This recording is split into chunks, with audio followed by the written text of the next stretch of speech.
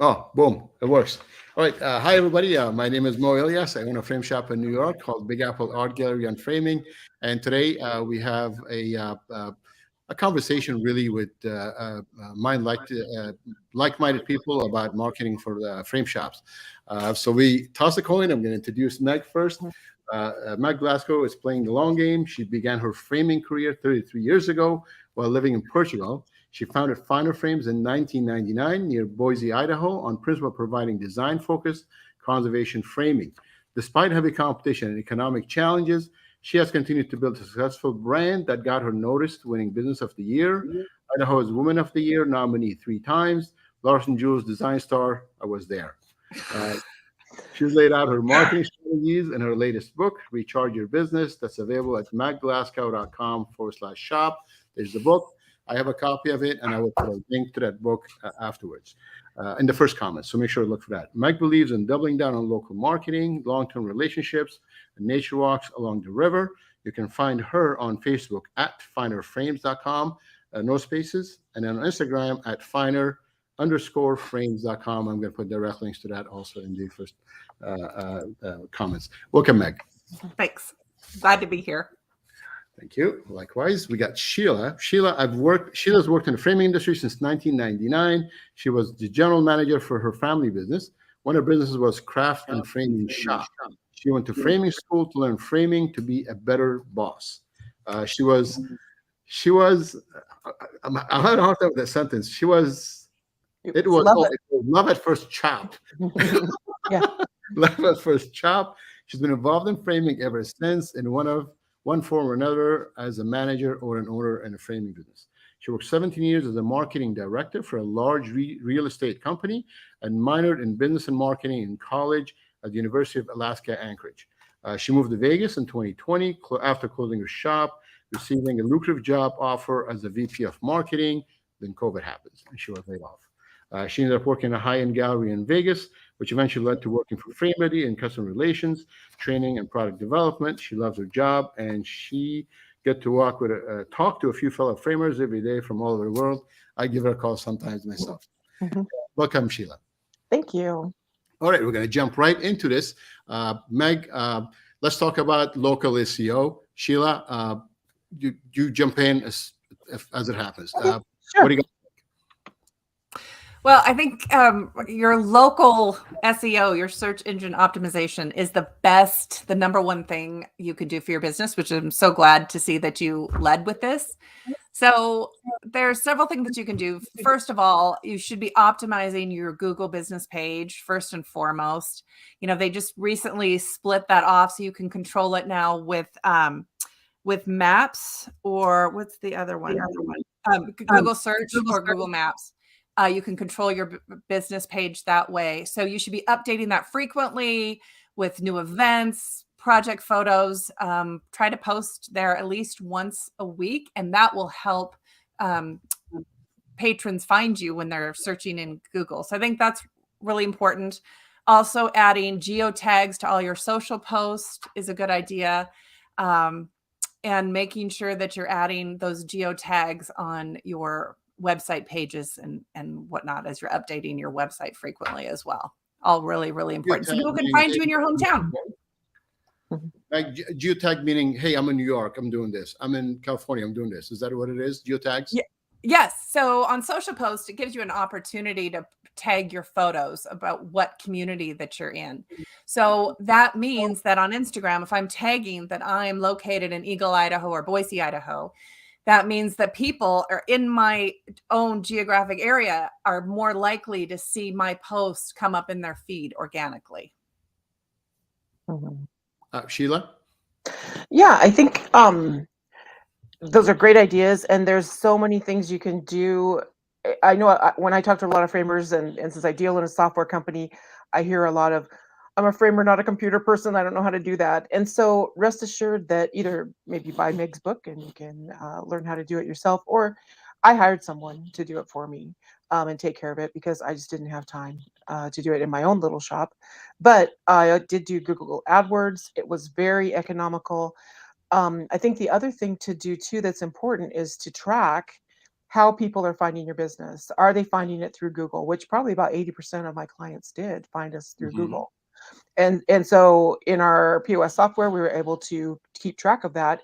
And I could do a search every month and say, is that $100 that I'm spending on Google AdWords every month, is that worth it? Or do I need to spend more? Do I need to spend less?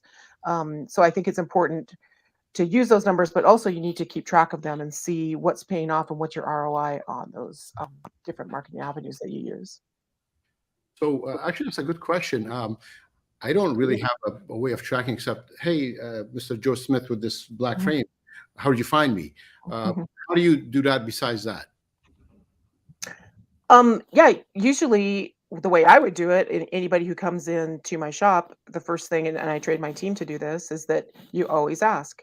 And you can do it kind of an organic way. I would just say, you've been here before, haven't you? And they say, yeah, great, give me your phone number. And you can put that in your POS system. It pulls up their information. In our software, you can have little notes that come up that say, hey, they have a dog named Major, or we just framed their son Billy's diploma and he's at law school at Northwestern, or whatever. So those are little tags that you can have, but That's cool. you can do searches because we do have a powerful search engine. You can do searches to say, hey, who bought this frame, or how are these people coming in, or how many people came in because of this promotion that we did, and how much money did we make? What was the ROI? What was the average sale? What was the average sale per United Inch? So you can you can do a deep dive if you want to, and if you have time to do that. But at the very least, you can track very easily how people are coming into your shop and what are they actually coming in. And sometimes it's a mixture of things that may not just be from Google. Maybe they saw your sign when they were driving by, or they heard an ad on the radio or something. So it could be a multi-factor of things. And when they come in, they say, well, I saw your sign, I came in, but it could have been a lot of things leading up to that. So the more you can get your name out there, I think the better. That. Yeah. Meg, anything to add here?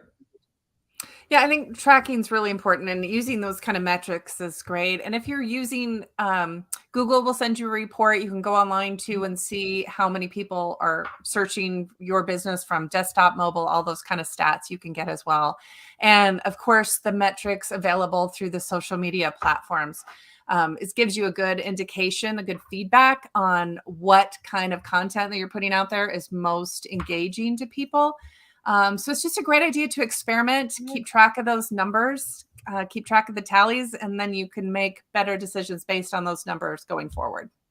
How often would you measure this? Daily isn't going to work, right? No, I don't. You know, when I put on a social, like a Instagram reel or something, for example, I let that cook for a couple days before I'll go in and really look at my insights. And then, you know, at the end of the month, I can go back and tell which videos kind of registered more views and whatnot. So I just kind of keep that in the back of my head and plan on developing more content that's along the lines of that same kind of look. This is a great segue because my next topic is social media. Who wants to take this one? I can do it. Okay, go ahead. If you want, I'll start, and then Meg, I'm sure you have lots of good ideas too. Okay, go ahead. I think one of the biggest challenges that you have in social media is keeping up with it. And I sent Mo a graphic, but I can post it into the feed or whatever. But it was a graph that showed what turned people off the most with social media is if you don't respond to their comments. I think too, where a lot of framers maybe need to rethink, you need to define your business and say, what is our mission? What are our goals? What kind of framer do we want to be? Do we want to be a high-end snooty gallery? Do we want to be residential middle-class gallery? Do you want to do commercial framing, or am I chubby chickens, cheap framing? And none of those are bad. Just decide where you want to be. And that will also help you determine where you want to advertise. And I think it's important to establish those marketing goals, like what Mo was talking about. You can post. I have the graph up. Is this the graph? Yeah. You know, I'm sorry, I got it last minute. I didn't take a look at it. You want to go over the numbers? Sure. Sorry, I'm pulling up my screen. So let me pull up in a little bit bigger screen here. Just a second.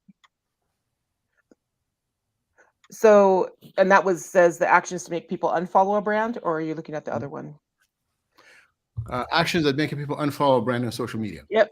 So if you have too many promotional messages, the second one is you tweet too much. Information is not relevant. You're using slang or jargon that doesn't fit your brand. You're too quiet. You don't reply. So those are things that turn people off. But there was another graphic that shows what people like, and you'll get a lot more engagement if you're being responsive. 48% of people said that's what prompts a customer to purchase. Offering promotions, providing educational content. You want to be the expert in your town on framing, better than the big box stores. Sharing interesting visuals, being funny, offering exclusive content, providing behind the scenes content. And then they had 10% trash talking competing brands, but I don't really like that trash talking. But I would say, as the educational part, I wouldn't say this was framed. Sorry, can I say it was framed at Michael's? It was framed at Michael's, and look what they did, and they ruined this picture, and now I'm fixing it. I wouldn't say Michael's, but I say this was done at a big box store, and this is why this is wrong, and just show pictures and say, if they ever do this, or anyone wants to dry mount a signed and number print, say no, because it's going to hurt your pictures. So I think becoming the expert in your field. I found in my shop too, again, I was joking with Mo, when you own your own business, you get to pick which 18 hours of the day that you're working. That's the freedom of owning your own business. But I got some really good advice one time from a very successful person in the framing industry who said, when I took off my apron, stepped out of my shop, and started acting like a boss, that's when I started making money. And that rang true to me, because I felt like I was running a hamster wheel, but I'm micromanaging the people in the back room, and I'm not being the boss lady that I need to be. And so I, after that, committed to doing at least 1 or 2 days a week, solely focusing on marketing. And when I did that, literally, like within the next quarter, my sales went way up, because I was focusing on building my business rather than on building frames. I have people that do that and do that very well, and I've trained them fine. I need to trust them, let that go, and focus on my business and focus on that marketing. But you can program Facebook ads to go like every day or every other day, all in advance. So I could take on that one day that I'm frantically trying to get all my marketing stuff done, I can go ahead and program all of my posts that are going to happen for the next week or two. And then if I want to do promotions, I can plan those.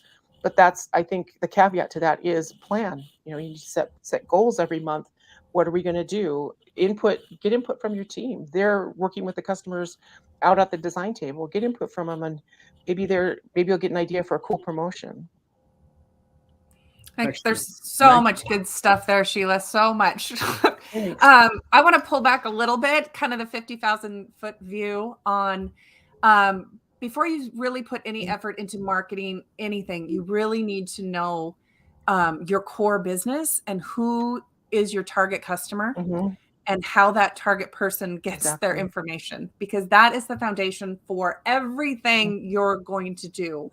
The branding, how your store looks, from your logo to how you train your sales staff and how your ads come together. All of that is going to be based on your specific target audience. And that's what I did early on in my business. After I spent the first couple years kind of floundering, trying to market to everybody and be everybody's framer, that really wasn't working. So I really focused on identifying what my target customer would look like. And I got down into the details of the demographic, where the family lived, what neighborhood, where their kids went to school, where they got their information, what magazines, what TV shows they watch, all that stuff. Kind of compiled that by my own little market research. And that laid the foundation that I could plan with confidence what motivates those kind of people to buy. So that's kind of the foundation for everything going forward.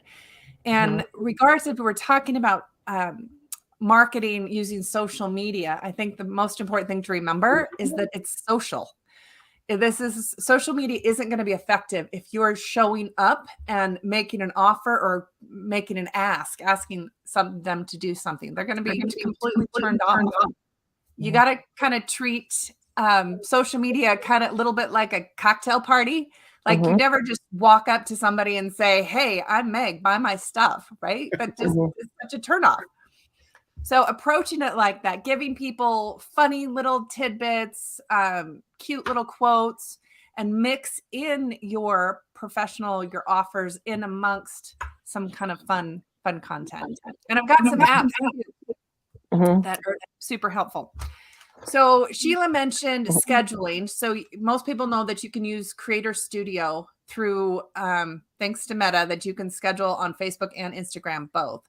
So that's a great tool. So I'll sit at night or on a Sunday when my husband's watching sports or whatever, and I'll be creating all my graphics using Canva. Mhm. Use all my social graphics that way, and then I'll schedule those to hit at certain points during the day. And those kind of, I can track the time of day when most people are watching my social content and whatnot, so I can tweak that constantly to deliver that kind of content. So for still graphics, Canva is fantastic using their templates. I now have, I'm on the first tier of their paid level, so I've got a lot more access to great photos that they have in there, and then I can download higher res files, which is great. But also, if you're shooting vertical video, InShot is a great app. It's free to use, and you have so much ability to edit, add certain graphics, text over, all that kind of stuff. So those are two great apps, Canva and InShot, that I use a lot. Mhm. They're really cool. And if you can cut and paste, you can use it. It's so easy to put that stuff in there. So yeah, those are good things. One other little thing that I did in my shop, and you can take it or leave it. I had a sign next to our cash register when you paid that said, if you like us on Facebook and or Instagram, I will give you a $5 gift certificate, or you can take $5 off your purchase today. And does that work? yep, it worked great because I just did a little gift certificate. It's like, if you don't want to spend it today, you can come in and spend it later. But I figured that $5, I can't buy someone to like me on Facebook, and all they had to do was just hit like and show me that they like me. And then now I've got them because they've already been in my store. And if you market to the people who have been in your store, you have a 60% chance of having them come back and revisit. Whereas if you're just doing it marketing to Joe's Johnson on the street, you're going to have maybe a 20% chance of getting them into your shop. So Sheila, yeah. I got a question. So if I like your page, you give me $5. Mhm. The next time I come, I can't get the $5, right? Because I already Yeah, like you it. just one time. Yeah. And I had a list of everybody that liked me, or that were our friends. We can see it too. Yeah. Yeah. But Okay, our great. customers loved it. $5, that's good money. Yeah. But hey, well, how much would I have to spend a marketing firm to do that marketing research for me? Hundreds and thousands, maybe. $5 is nothing. I just got a Facebook friend. For sure. Meg, you said InShot, right? For the video, INSSOT. Ask me again. I didn't hear that. Video editing program. You said InShot. Yes, that's the one I found is the easiest to use, Mhm. and I'm able to do quite a lot of fun stuff with it. I have Adobe Creative Suite subscription. I think it's like $35, and it has this thing called Adobe Rush, just a video editing thing like InShot, but it's it's part of the Photoshop suite, and it's got this phone app. I can work on my desktop, and then I go to my phone, and everything is syncing there, so I can work on my phone when I'm free, and I can work on my desktop. But it's a paid app, which it's kind of I already have to pay for Photoshop anyway, so this is part of their suite. And then use it on my phone and all that. So, I'm watching something and I can make some quick edits, which I really shouldn't, but I use that. But I'm going to try InShot. All right, our next topic is local events. Meg, can I call you on this one? Oh yeah, that is, events are my thing. My thing. I have really doubled down on events in my community, and it's really paying off because it's, number one, it's where my heart's at. I mean, I love doing this. I have built a whole community of artists that I am able to serve through my gallery and my framing services and whatnot. And then I have this whole another local audience that knows that I'm the place to come for art events in my community. So it's really been successful. It's a lot of work, lot of work, but I think the ROI on it for me is so much higher because we're just passionate about doing these things. For example, so we have in the gallery, the last Thursday of every month, we have a gallery opening event. So we bring in a winery, we have the featured artist, we'll have an artist talk. come in. And so we're able to market that to the community, which I kind of need to do that kind of stuff because that's the only way I'm going to get picked up on free press by the local newspapers and radios and, TV stations and whatnot, community calendars. We're able to lay it all. So I do something once a month in the gallery. And then in the summertime, we do an art walk that we organize. So I round up all our neighboring businesses in the downtown community, and I bring in one of my partner artists and place them in the business. And then so we have people walk up and down the street and have that all fun. And then in October, every October, we put on the giant plein air art festival, painting festival for a whole week in October. It's now the biggest one in Idaho now. So it's really been growing. We're in our 9th year. So it's like I said, it's a lot of work, but it's something I believe in. And it's certainly allowing us to demonstrate how much we care about the arts community. And it's really getting us noticed and giving people fun stuff to do. So it's been good for us. I love the art walk. I love the plein air event. I followed when you advertised about it. It's cool stuff. Yeah, great. Thanks. And I can see a bunch of people show up. So I could definitely see it. Very cool. And you're so smart, Meg, to do it as an event rather than a sale, because discounts are the devil in framing. I preach that a lot. It's like, don't give discounts, but have an event. We did a few all throughout our ideas. We had a starving artist parking lot sale for solstice, which is a big deal in Alaska because we have midnight sun. I'm sorry, what is it? What is it, Sheila? For the summer solstice, we did a starving artist parking lot sale. So we had a big art sale in our parking lot. Uh-huh. We did a banned book fair. The school district banned a bunch of books. And there was a big uproar in our community. So me and one of the lawyers in town partnered together. She bought all the banned books, and I got a couple copies on eBay of like antique looking Tom Sawyer and I Know Why the Caged Bird Sings, some of those books that they're banning, which was ridiculous. And I framed them. And so we had people come in for that. On Small Business Saturday, after Black Friday, again, I'm in Alaska and we're right next to the reindeer farm. So we'd bring in Santa, and I paired with the toy store that was next door to me. And so we had Santa and his reindeer and elves come, and you can get your picture taken with Santa Claus, but it's right in front of my store with my logo in front of it. So I love that. Hundreds of people come out for that, even when it was really cold. We did. Well, and it's so smart to partner with neighboring businesses, because then you can double down on your marketing efforts and capitalize their audiences too. It's super smart. And she paid for it. She paid for half. So yeah, it was good for both of us. And then we did, paint nights, sign making nights, a pet fair. I had a pet photographer come in. Right now in Alaska, the Iditarod's going on. So we'd have you get your pet picture taken by a professional pet photographer. And then we had little frames pre-made, so we could slap them in there really easy and sell those. So that was, and you get an autograph from Iditarod Mushers. I did a lot of commercial work for the Iditarod Mushers. And it worked out really well. In doing that and raising money for a cause. I know one framer last year when the Ukraine war started, she had a bunch of artists paint sunflowers and she sold them in her shop, and the proceeds went to first aid or Red Cross relief in Ukraine. Yeah, we did that as well. We did sunflowers for Ukraine. Yeah, we raised $8,000 in one night. It was incredible. $8,000. That's amazing. Yeah. It makes you feel so good. And then again, you're associated with good things in the community and small businesses. And that's what you want people to realize. It's like the money you pay me stays here. I'm in the PTA with your kids, and we're paying for hockey lessons and everything else. So yeah, I think it's really good. Those are great ideas, Meg. That's great. I'm going to do a little bit of housekeeping. I'm getting some messages and I see a lot of questions being posted. We're going to cover a lot of stuff. We have a bunch of stuff. And we'll go back to some questions that it would not cover. So if I'm not bringing any questions up, excuse me. I apologize, but we have a bunch of other stuff we're going to talk about, and I will get to your questions if they were not answered. So just be patient because I have a bunch of stuff to go to. All right. Our next topic is referral programs. Sheila, you want to talk about that? Sure.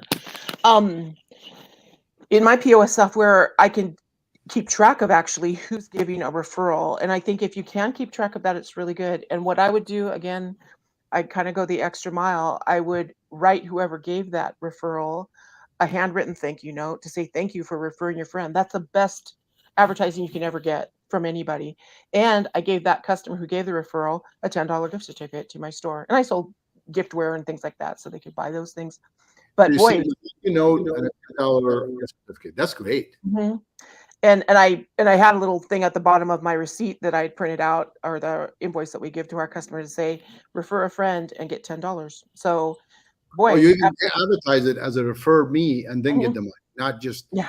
oh, here's a surprise. I see. Yep. I see. Refer a new friend and a new customer, and I'll send you a gift certificate for $10. And so I had my regulars that, man, I was getting tons of referrals from that, and that's the best advertising you can ever get. Yeah, man, you're doing the $5 deal there, the $10 deal over there. I like It wasn't, again, it's money well spent. If I had to pay a marketing person to do that for me, I'd have to pay hundreds and thousands of dollars, where $10, that's nothing. Now I got someone who's going to spend $1,000 in my frame shop. So, and they're going to be a customer, an ongoing customer after that. So, I'll stand outside, give anybody $40 if they become a lifetime framing customer for me. yeah, right. $40 straight Absolutely. up, absolutely. Yeah. $10 cheap. Meg, anything you want to talk about this? Yeah, so I have experimented with different kind of referral programs over the years, and I am so low key and easygoing. So I tried a service. It was called 5 Star one time. It's a paid service, and they kept track, and there was points and all the stuff. And I'm like, it was too cumbersome. And the sales cycle for custom framing, they might come in once a year, maybe twice. It wasn't enough that it made it worth it. So I dumped that. And so what I'm doing now is just like kind of in a very informal way, keeping track. If they say, I'm writing down on a sticky note on the computer or who referred them, and I'm sending them a personal thank you note. And what I have printed in the shop are business cards, and my graphic designer do them up, and it's $5 off any gallery item and $20 off any custom framing. So I've got a stack of these business cards that I can carry with me, drop it in a thank you note. I can take them with me when I'm networking and at the chamber luncheon, for example. Or if somebody's coming into the shop for the first time, just wandered in, I'm saying, hey, thanks for coming in. Here's a little gift for you. Mm-hmm. So that little stack of kind of cards is the only discounting I do. I don't do any sales ever, any of that kind of stuff. Mm-hmm. But it's nice to have a little marketing piece of collateral that I can share with people from time to time. So I do that. That's cool. That's very cool. Our next here is networking, and I'm gonna tell you guys what I get. I get a lot of referrals from other frame shops. Because we're in New York City, there's a whole bunch of people here, and they buy art from everywhere, and they get framed and they sent, and then there's broken frame, there's broken that. I've gotten referrals from all the way Australia, Brazil, and obviously a lot of from United States, obviously. I'm going to say in the thousands of dollars every year, nonstop. Just being in the framers only. People, hey, I know Mo in New York. He'll fix it. They call me up. They'll email me. They'll message me. I consider that part of networking. It wasn't really intended that way, but because I'm in a bigger city, I think it works out. A lot of my customers buy stuff that's been framed, some kind of art from other cities, other states. And hey, Mo, can you fix this? This thing slipped. I'm like, yeah, obviously. Once that customer is, in my shop, that's it. That guy is my customer because he lives in New York. And hey, here's a nice New York frame shop that I worked with. So that's my bit.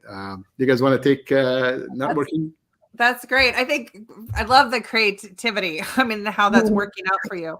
We at holiday time, we'll reach out to our fellow framer friends at the big box stores and say, hey, we're still taking orders. And just by staying in communication with other local shops so that we can get referrals from that. We also tend to do a lot of the more delicate projects that a lot of shops don't want to do. And so we get kind of referred out for kind of that kind of stuff.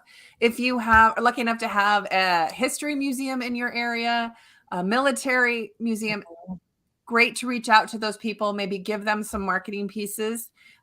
The art museum in your area, so that if they have an occasion to refer you as a frame shop, that there might be some opportunity there. Oh, I like that a lot. Sheila, you? I did a couple things where I started a small business group with a realtor friend of mine. And so we gathered pretty much all the small business people in our town, and again, super small town, but we probably had about 100 people in our group. And so we would meet the first Monday of every month for breakfast about 6 o'clock in the morning at this kind of local diner. And then everybody would exchange business cards. If they were doing a promotion or flyer in their store, we take those and have them, and we refer each other. So if someone came in my shop and said, "Oh gosh, I just had a flat tire. Sorry, I'm late." I'd be like, "Hey, I got a tire guy that is right around the corner that's really good." So so we did that quite a lot. And then we would talk about, challenges that we're facing in our community. And so we'd meet, we'd have a breakfast, and then we also had a cocktail party at the end of the month or in the middle of the month to do that. So that helped me market to other businesses. And things that I would end up doing for them were like dry mounting their posters and advertising materials and things like that on, foam core so they could hang it up, or for salons when they have your hairstyles change or whatever.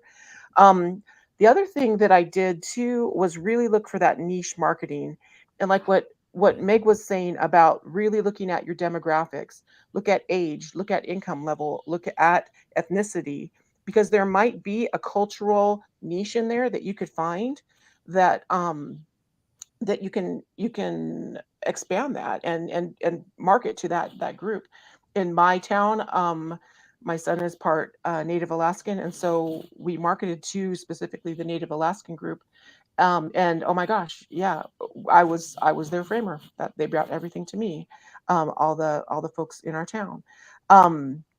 We also I looked on social media, the way that I can do a search in my software to see what we are framing and what we're not framing. So if I look at my report and say, "Hey, I haven't done very much needlework lately, and I don't love doing needlework, but it does make money," and so I can reach out to the Needlework Guild in my town, or the Cross Stitch Guild, or I can look at the Artist Guild. I can look at the watercolor people. So do those searches on Facebook and find those groups and say, "Hey, by the way, if you want something framed, come see me. I do a really good job, and I do it.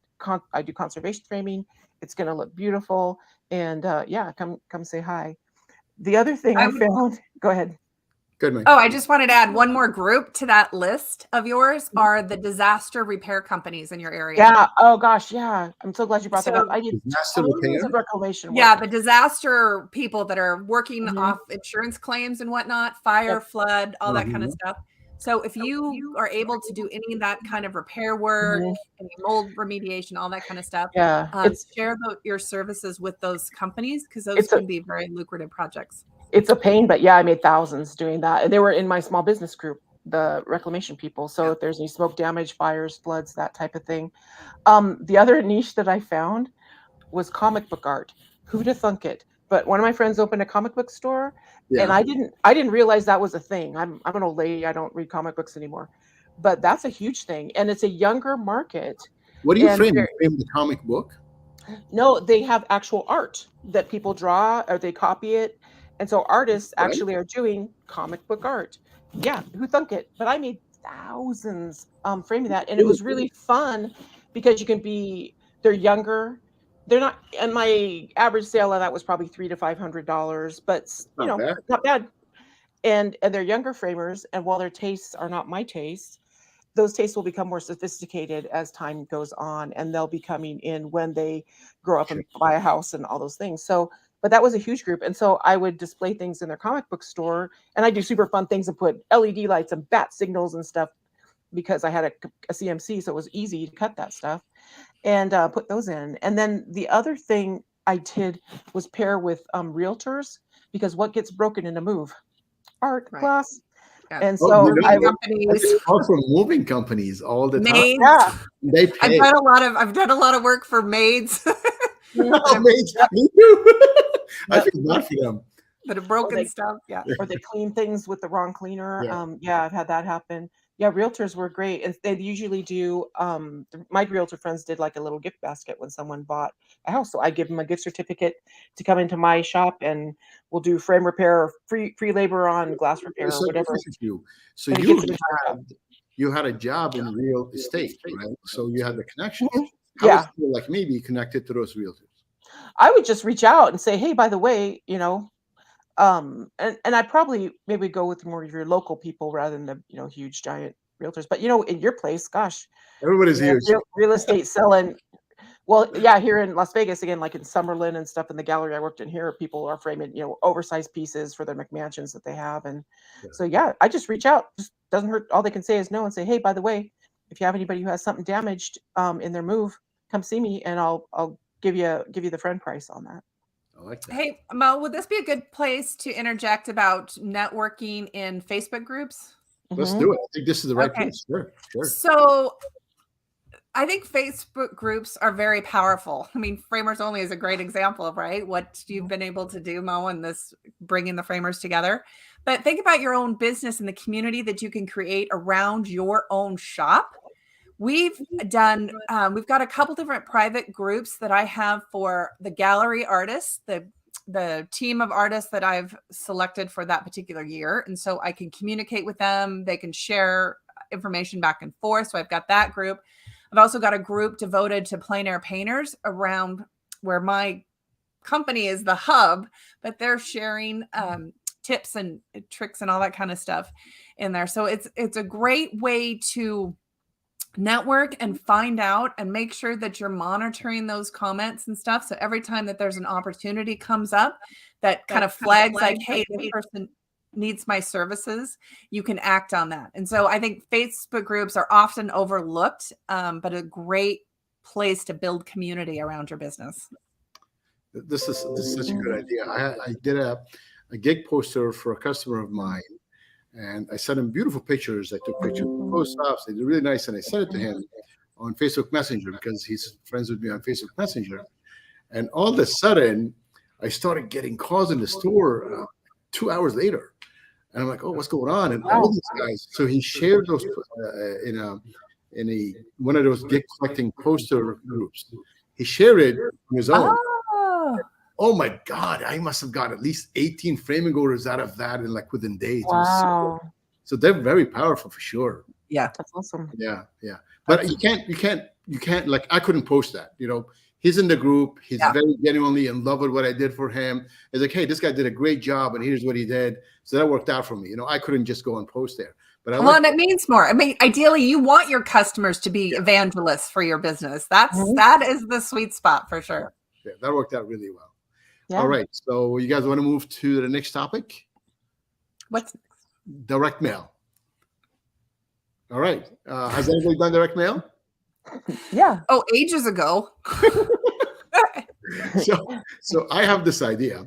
My idea is go to Zillow, track 5-6 blocks from the nice neighborhoods, and see what's for sale. Come back a month later, see if it's sold, and if it's sold, send the coupon for $50 to the current resident of X, Y, and Z address in New York, $50. Yeah. Use it within 30 days. I think that's going to work because as soon as I move in somewhere, I'm looking for a pizza shop, for a shoe repair place, for a bakery, maybe not a frame shop, but if I got a $50 frame shop, you know what? I just moved in. I might need something done. So that's my idea. I don't know how feasible it is, but I'm going to start making that There you go. I think it's a good idea. And I think it's important. And maybe again, and I think what you were saying, Meg, too, about knowing your clientele. If you have an older clientele, letters are probably a good thing. If you have a younger clientele, they're just going to throw that in the trash. But exploit that customer base, and you can use Constant Contact or MailChimp or whatever to send some little email blast or say, hey, we're having a sale or whatever. I had my employees, they did earn commissions in my shop, and my average sale went way up once I started doing that. But in order to earn that commission, they had to send a thank you note handwritten to every customer that they had for that week. And so, it wasn't a whole lot. We probably did, 4 or 5 orders a day usually. But I got such positive feedback from our customers for that just nice little handwritten thank you note. Hey, thanks for shopping. And I had a little script for them to write out. It said, hey, thanks for shopping our local business. We really appreciate it. And they put their business card in there. So, but if you market to your current customer base, you have a way higher response than you do from non-customers. Of course. Absolutely. And that's as far as direct mail, snail mail, where I'm actually putting a stamp on an envelope. All I'm doing that is for thank yous to customers, personal handwritten notes. Right. That's really big on my heart to do that. And I love doing that as well. But as far as doing paid buying mail lists and doing kind of that blanket email. I'm just not, I just don't have the marketing dollars to do that, to have any kind of penetration in the marketplace. So I'd rather take those marketing dollars in traditional and do like print in a local magazine, for example, lifestyle magazine. Right.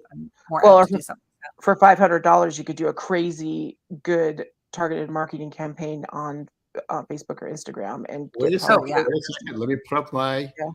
There you go. Paid ads. There Let's you talk go. about paid ads. There's nothing. Facebook is the king of being able to micro target your audience.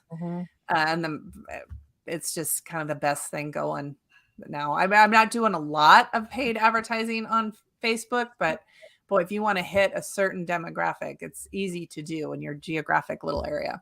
Right. Or during certain times of year, and say dads and grads, or, whatever you want to do, and just say, hey, come in. We're doing a special on diploma framing, and, buy a bunch of molding that's, looks nice with the diploma, and do a couple samples. I did samples up for every high school that was in our town, so they could see their colors in the diploma with that. Yeah. And that went over really well. Doing those kind of paid ads, if you have a great visual, great graphics, a little video, whatever you're doing for your ad creative, and then go into the different demographic groups and create a pool of people just around your neighborhood high schools. You have the ability to get kind of that sensitive and that dialed in on your audience through social. So that can be helpful. Right. And you can track those ads. So if you do throw out money, I always want to track and see what my ROI is on that ad. So again, track, make sure that was it worth it to do this advertisement, and see who did that bring in. And if it didn't, well, lesson learned. Now, expensive mistake, but now you made it, and now you won't do it again. So my paid advertising, again, is really circled around my target customer.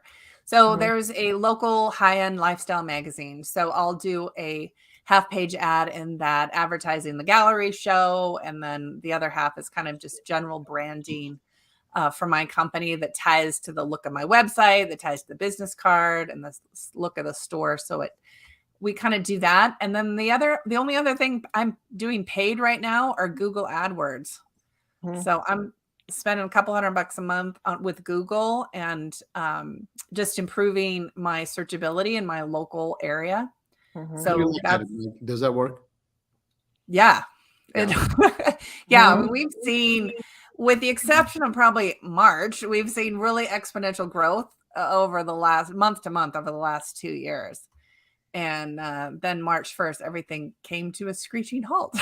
So what happened? Is there an event that happened in the area? Oh, no, I don't think so. We've okay, scratch that. We got road construction. The road out in front of my shop is all torn up.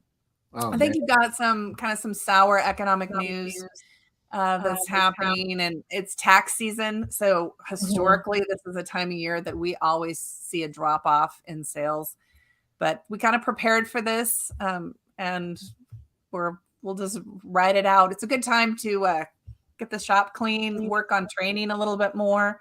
So we kind of fill the time with doing that kind of stuff. And I know I've been preaching about tracking, but one of the things I did track in my shop was, I print out my daily sales report, but I'd also make a little note on what was the weather like that day, what was going on, was there road construction, was there an ice storm, was it a holiday?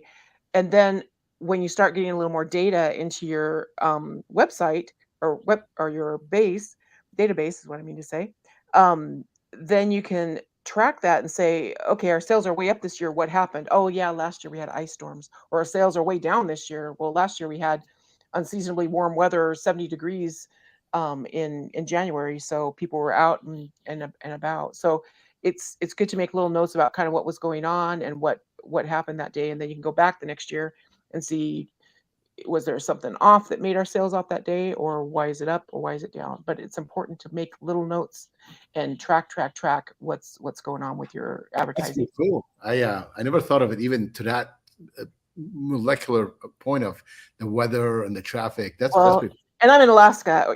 My shops are in Alaska, so of course weather is just always of course crazy. But sometimes we have really bad weather, and nobody's going to go out when it's 50 below and ice outside. They don't get to come get something framed. So, all right. So what I'm hearing you guys say, Google Ads good. Facebook ads good, Mhm. right? Mhm. No direct mail stuff, right? Not so much. I didn't have much luck with anything like, and it's super expensive to do. Yeah. So Yeah.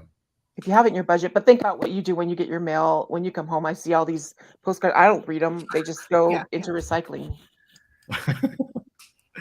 All right. So let's go to branding. Meg, how about you take this one? Oh, I think branding is really, really important. And for small shops that are looking to be competitive with big national brands, I think having a unified brand around your business is essential. So branding involves a lot more than just your logo. That's just one little part of it, but it's the Mhm. colors that you use. It's a consistency in your messaging, how your ads look, or your any kind of marketing collateral that you have created.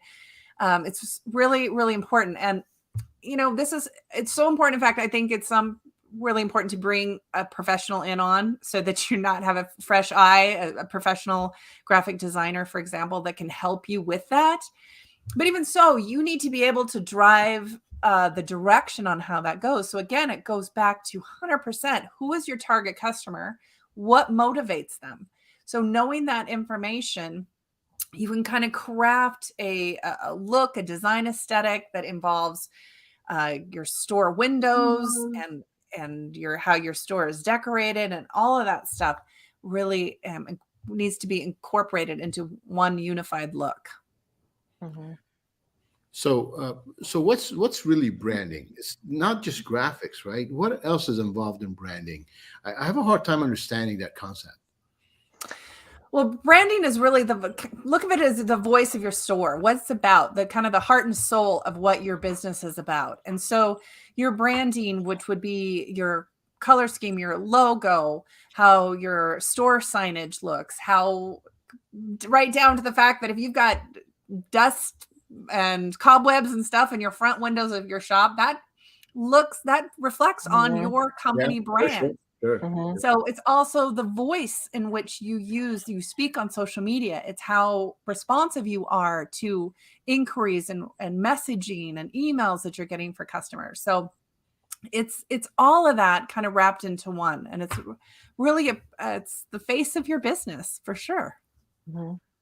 Yeah, I agree. Absolutely. And um I think too, I like to call it sweet boldness. You don't ever want to be hard sell with your business, but I carried my business cards everywhere and I gave them out everywhere. If I'm in the bank, I would hand it to the girl at my teller and say, because they see my deposit or whatever for the cash. And, oh, it's a frame shop. Yeah.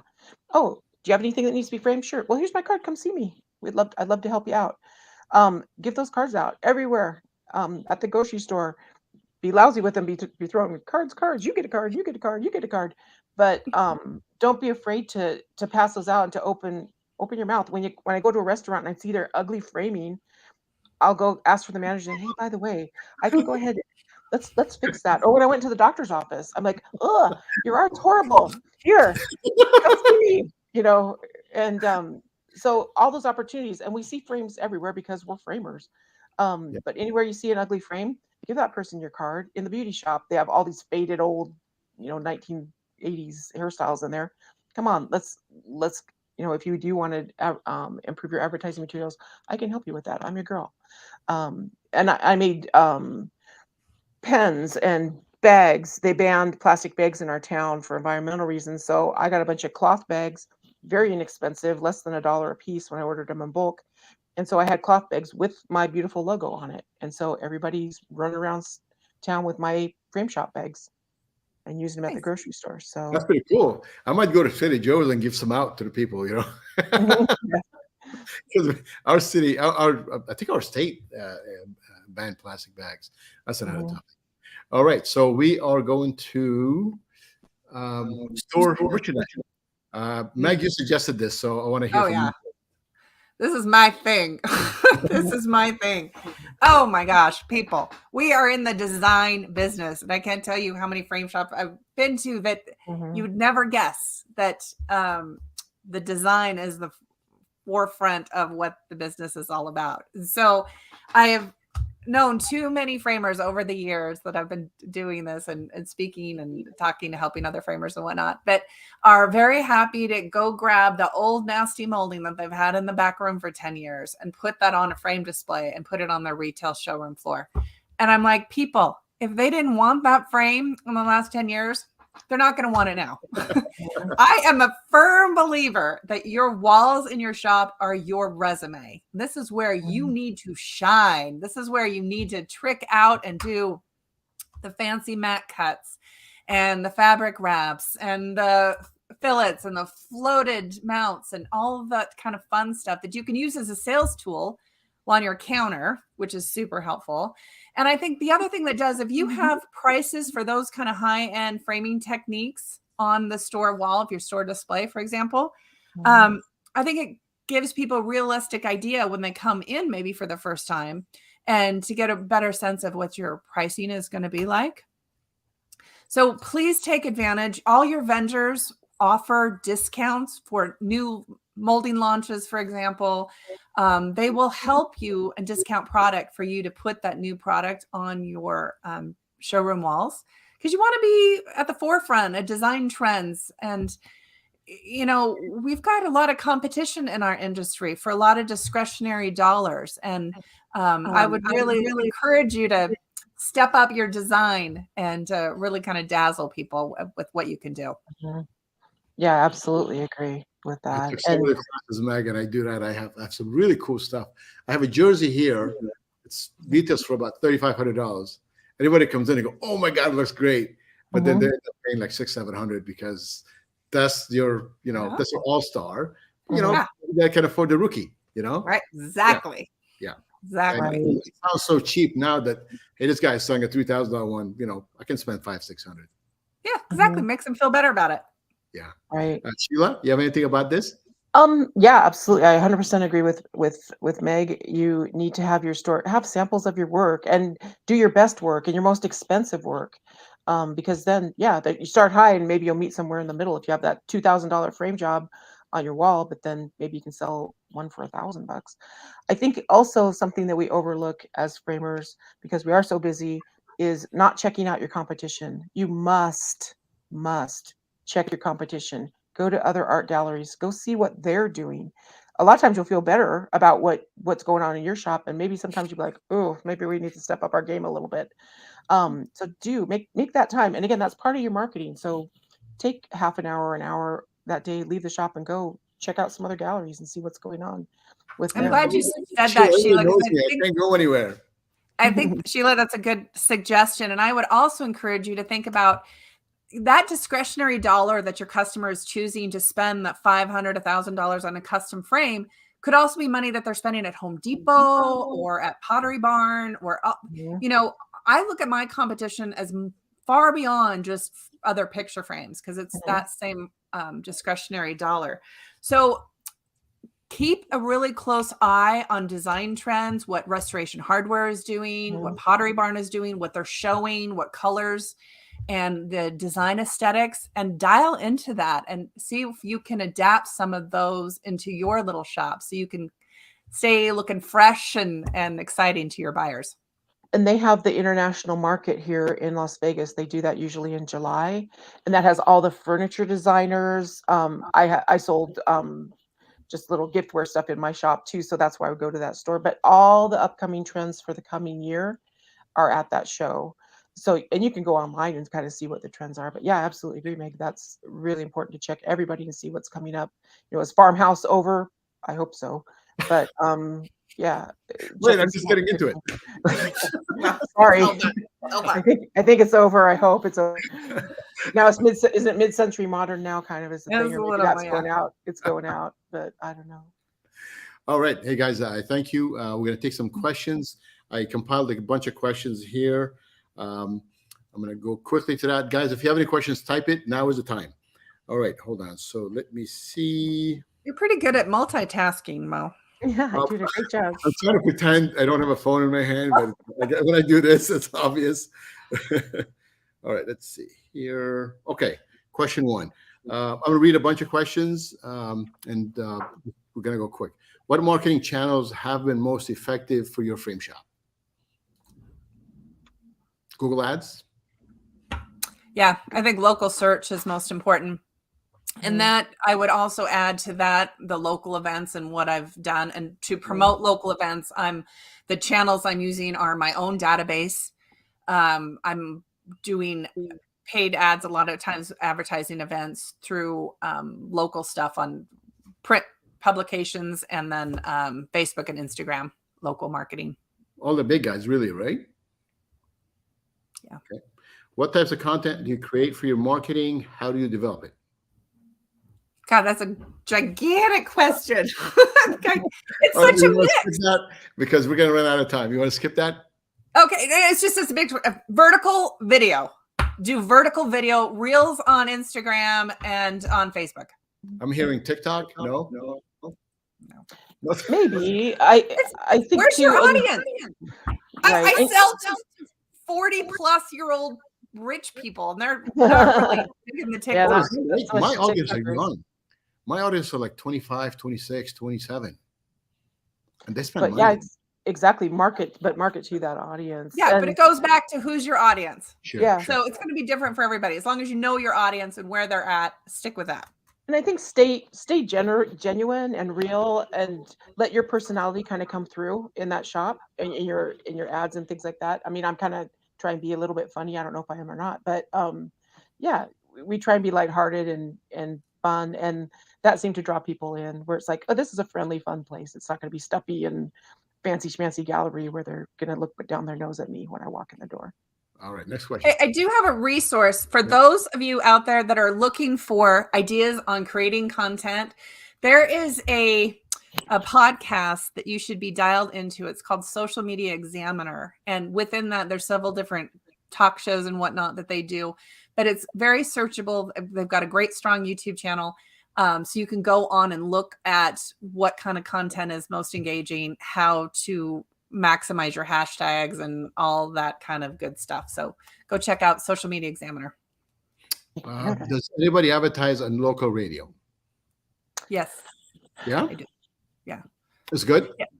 Yeah, I do underwriting on our public radio station, on the classical station. So I'll do underwriting for our art events. And then I also have great success with talk radio.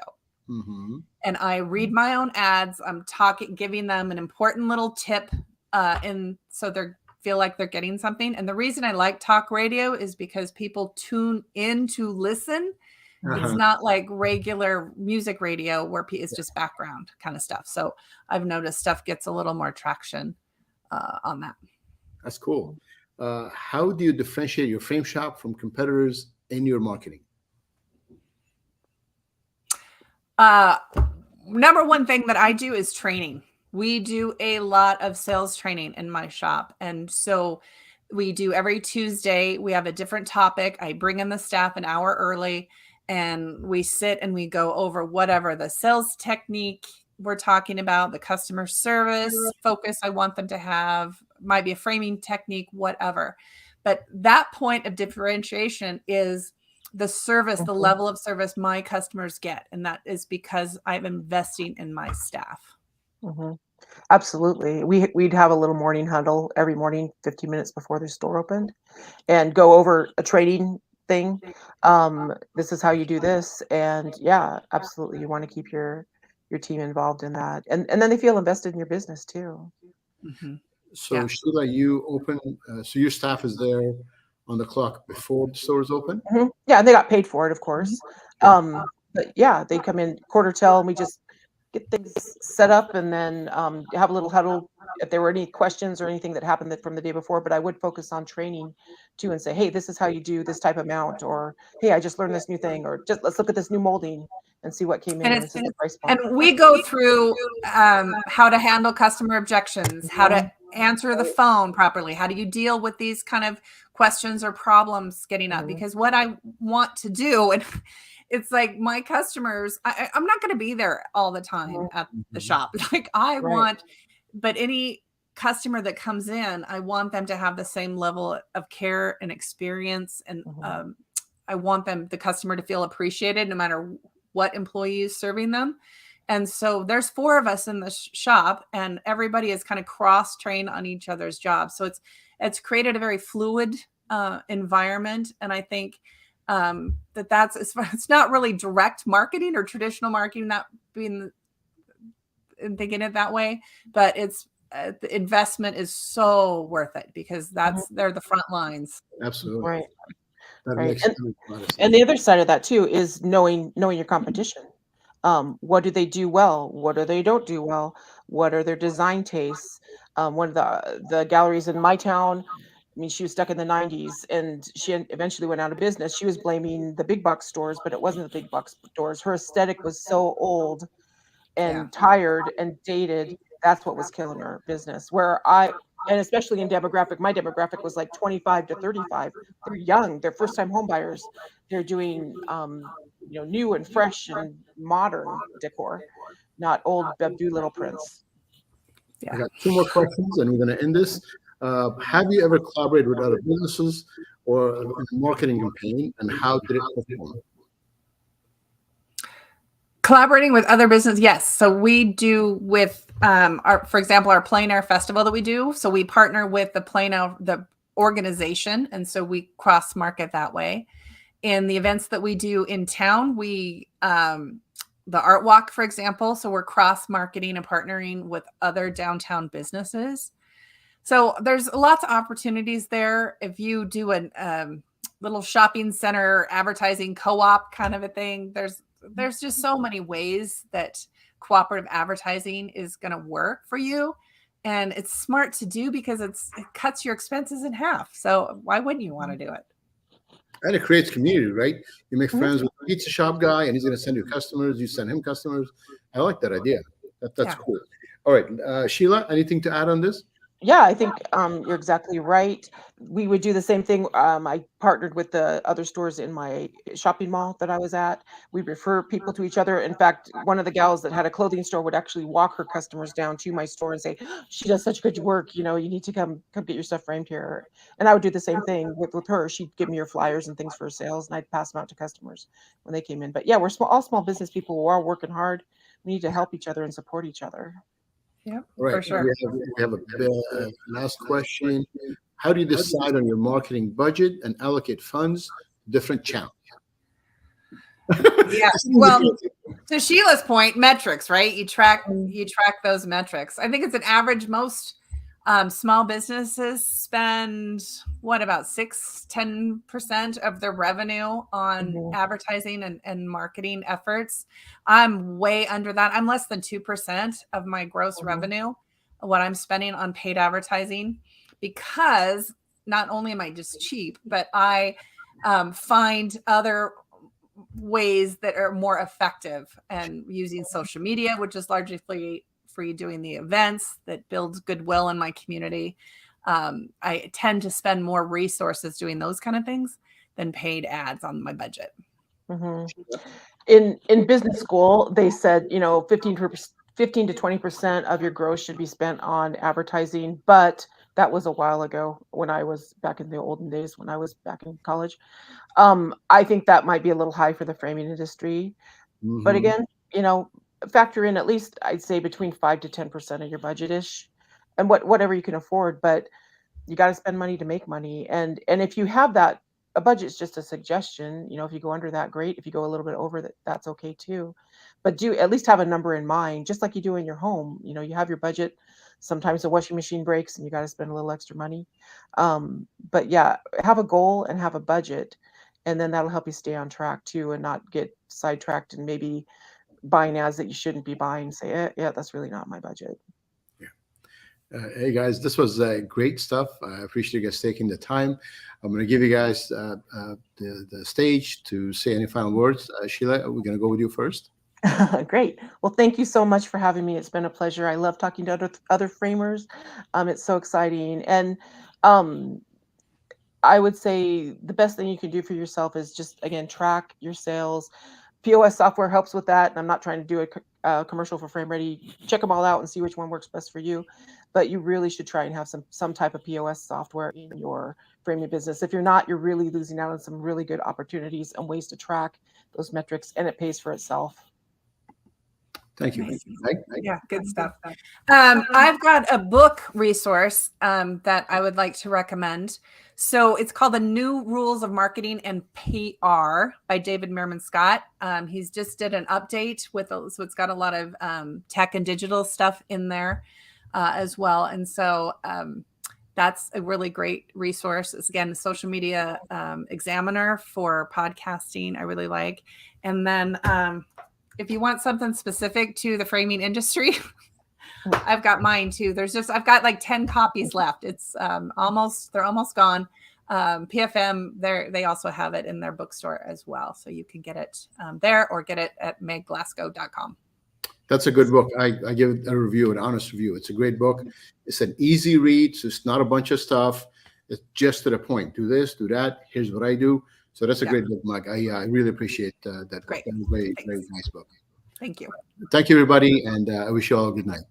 All right. Thank you. Thanks, Meg. Thanks, everybody. Well. Bye. Nice talking to you. Bye.